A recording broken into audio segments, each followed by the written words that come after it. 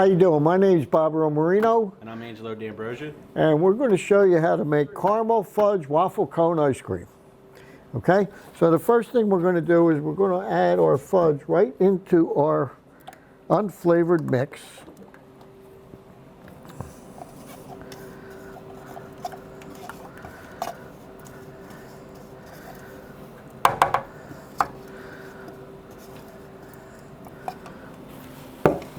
And I'm also going to add my caramel. And would you grab that? We're going to put some of this caramel right in here. We're not going to put the whole thing of this caramel in. I'm going to put about half of this in. So one of the neat things about this ice cream is we're doing two different things, caramel and fudge.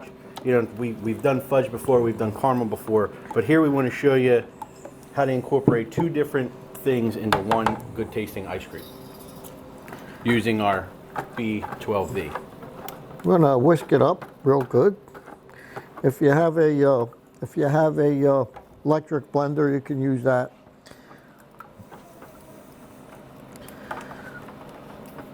It's easier to do it this way than try to add the caramel into the machine because it'll stick all into the top. This will pour much easier into the machine. Our machine's all ready to go.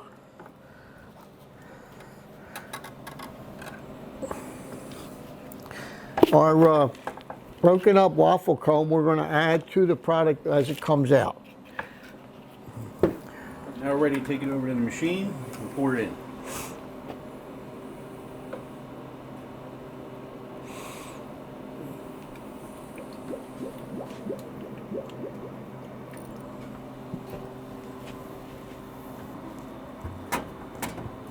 We don't want to waste any of this wonderful, delicious ingredient. Okay.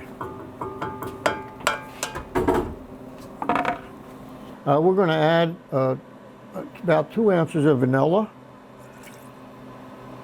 We always add some vanilla to our unflavored ice cream mix.